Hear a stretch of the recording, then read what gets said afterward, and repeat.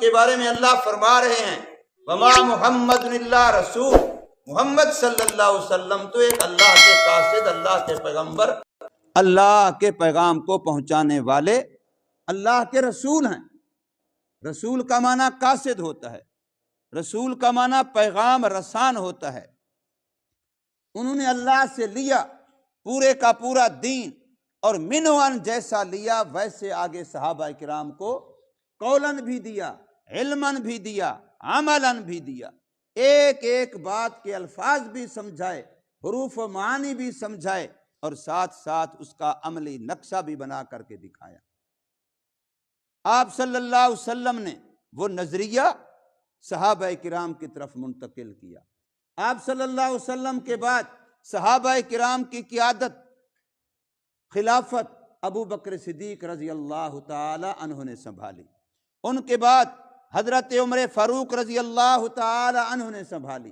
ان کے بعد حضرت عثمان غنی، ان کے بعد حضرت علی۔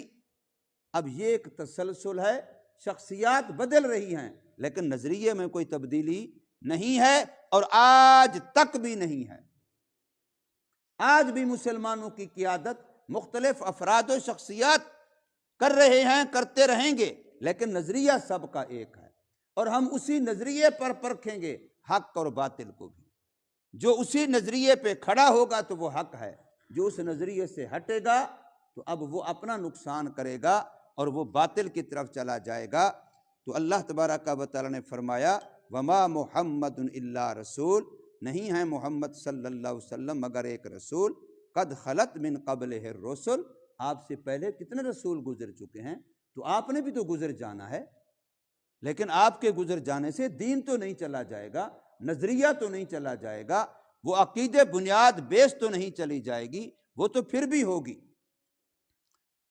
افئن مات، کیا پس اگر محمد صلی اللہ علیہ وسلم خود آپ اللہ کی موت فوت ہو جائیں، او قتلا، یا آپ کو قتل کر دیا جائے، شہید کر دیے جائیں، تو مسلمانوں تم حضور صلی اللہ علیہ وسلم کے دنیا سے وصال فرمانے سے انقلبتم علی اعقابکم، کیا تم الٹے پاؤں دین سے پھر جاؤ گے؟ ایسا تو نہیں ہوگا۔ دین تو اللہ کی امانت ہے اور اس نے قیامت تک رہنا ہے۔ انقلبتم، کیا پھر جاؤ گے تم، بدل جاؤ گے تم علی اعقابکم، الٹے پاؤں؟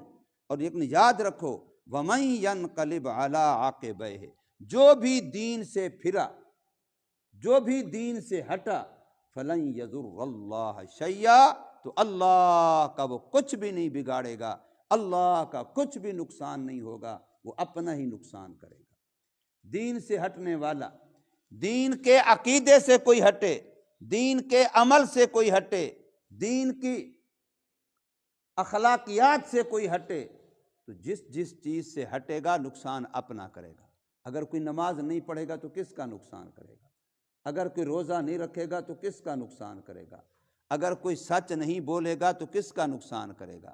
اگر کوئی حلال نہیں کمائے گا کھائے گا تو کس کا نقصان کرے گا؟ اگر کوئی بندہ دین کے کسی معاملے میں بھی جو کمزوری دکھائے گا نقصان اپنا ہی کرے گا۔ میرا اللہ صمد و بے نیاز ہے، اور اللہ کا دین بھی ہمارا محتاج نہیں ہے۔ اللہ نے تو انسانی شرافت کے لیے، انسان کی عظمت کے لیے، انسان کی شان بتانے بڑھانے کے لیے اللہ نے دین کی حفاظت جو خود آپ اپنے ذمے لی ہے، پھر اللہ نے انسانوں کو اس کے لیے استعمال کر لیا، یہ اس کا کرم ہے۔ اللہ فرما رہے ہیں کہ انا نحن نزلنا الذکر وانا لہ لحافظون، یہ قرآن اتارا بھی ہم نے ہے، یہ دین بھیجا بھی ہم نے ہے، اور اس کی نگرانی حفاظت بھی ہم خود کریں گے۔ اللہ نے قرآن میں کئی جگہ پر فرمایا، تو یہ گارنٹی، یہ حفاظت کی ذمہ داری اللہ کی اپنی ہے، لیکن میرا اللہ جن کو منتخب کرتا ہے کچھ کو لگا دیتا ہے قرآن کی حفاظت کی الفاظ کی حفاظت کے لیے، وہ حافظین کی شکل میں، قراء کی شکل میں، حافظوں کی شکل میں، حفظ کے مدرسے، حفظ کی کلاسیں، اب یہ قرآن کے الفاظ کی حفاظت کر رہے ہیں، جو حفاظت اللہ نے اپنے ذمے لی ہے۔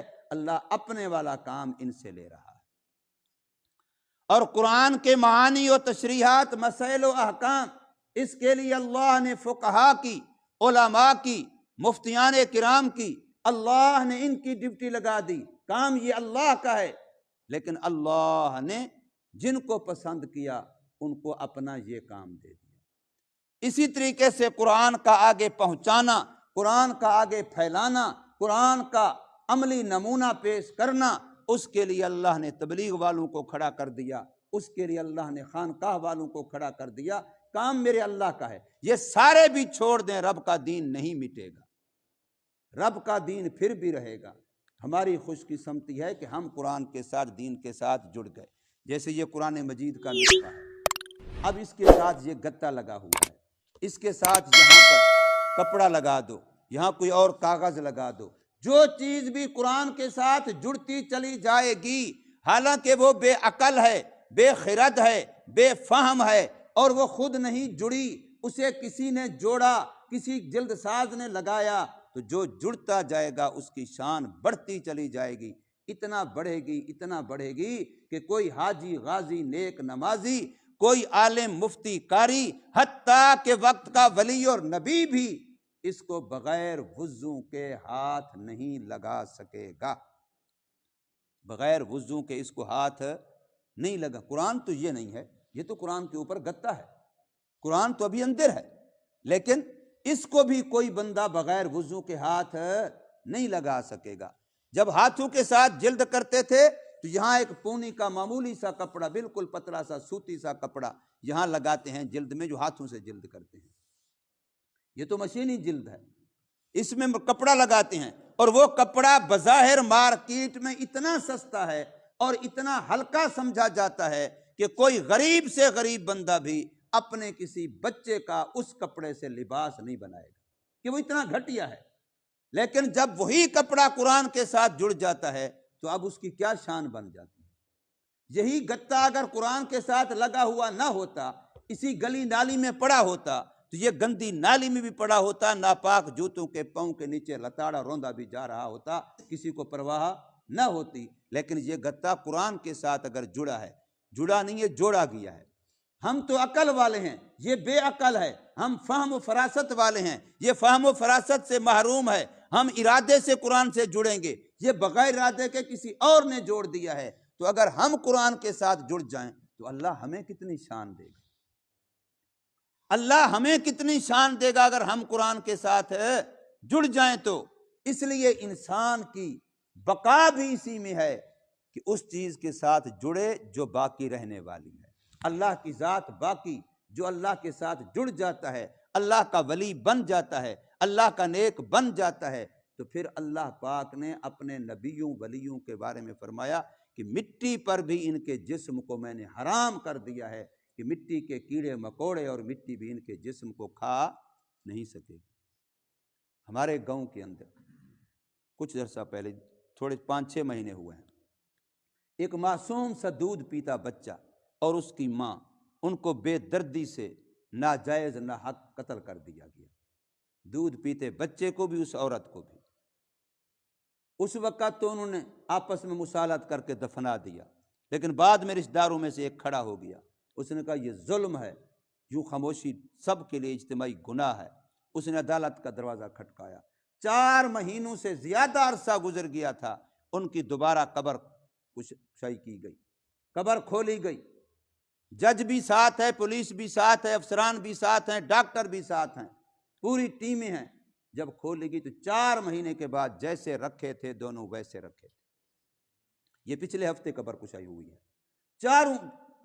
4 مہینے گزر گئے، دونوں کی لاشیں جیسے رکھی تھیں، نہ کپڑا میلا ہوا، نہ جسم کے اندر کوئی فرق آیا، نہ کوئی سوجن، نہ کوئی پھٹن، نہ کوئی بدبو، نہ فلاں، جیسے دفن کیے تھے ویسے کے ویسے رکھے تھے۔ 4 مہینے مٹی کے اندر رہے۔ تو اس لیے اللہ کی ذات بڑی قدردان ہے، اللہ تو ہر مظلوم کا ساتھی ہے، اللہ تو ہر مظلوم کا ساتھی ہے، لیکن ہماری غلطی یہ ہے کہ ہم اپنے آپ کو ظالم بناتے ہیں، مظلوم مانتے نہیں ہیں، حالانکہ ہم میں سے ہر بندہ مظلوم ہے، نفس ظالم ہے، شیطان ظالم ہے، اور ہم اس کے سامنے مظلوم ہیں۔ تو اللہ تبارک و تعالی نے یہ ارشاد فرمایا کہ مسلمانوں تم نظریات والے ہو، تم لوگ اپنے نظریات پہ پکے رہو، شخصیات والے نہیں ہو۔ اگر کوئی دین سے پھرے گا تو وہ اللہ کا کچھ بھی نہیں بگاڑے گا، اپنا ہی نقصان کرے گا۔ وَسَيَجْزِي اللَّهُ الشَّاكِرِينَ، اللہ قدردانوں کو بہترین بدلہ دیتے ہیں، بہت جلدی دیتے ہیں۔ شکر قدردانی کو کہتے ہیں۔ یہ شاکرین کا معنی میں نے کیا ہے؟ قدردان۔ شکر قدردانی کو کہ اللہ اپنے آپ کو شاکر کہتا ہے، کیوں؟ کہ اللہ ہمارے نیک اعمال کی قدر کرتا ہے، ان کو ضائع نہیں کرتا۔ بندہ بھی شکر گزار تب بنتا ہے جب اللہ کی نعمتوں کی قدردانی کرے، اللہ کی نعمتوں کو ضائع نہ کرے، اور اللہ کی نعمتیں سب سے پہلے اپنے جسم کو دیکھے کہ اللہ نے مجھے میرے جسم میں کتنی نعمتیں دی ہیں، میں ان کی قدردانی کروں، ان کو کہاں لگا رہا ہوں اس گندی دنیا پر جو اللہ فرماتے الدنیا جیفت وطالبھا کلاب، یہ تو مردہ لاش ہے، یہ تو ناپاک ہے، یہ مردار ہے، اور اس کے چاہنے والے کتے ہیں۔ یہ اللہ کے نبی صلی اللہ علیہ وسلم کی حدیث ہے، الدنیا جیفت وطالبھا کلاب۔ یہ دنیا فرمایا اگر مچھر کے پر کے برابر اس کی ویلیو ہوتی تو میں کسی کافر کو پانی کا گھونٹ نہ دیتا۔ اس پر ہم نے اپنی ساری صلاحیتیں لگا دی، آنکھ کا دیکھنا، زبان کا بولنا، دل دماغ کا سوچنا، ہاتھ پاؤں کا کمانا خرچ کرنا، سب ہم نے اس کمینی دنیا پر لگا دیا ہے۔ یہ تو آخرت کمانے کے لیے اللہ نے ہمیں دی ہے، یہ نعمتیں اللہ نے ہمارے جسم میں رکھی ہیں آخرت کمانے کے لیے۔ اللہ تبارک و تعالی ہمیں سمجھ نصیب فرمائے، عمل کی توفیق۔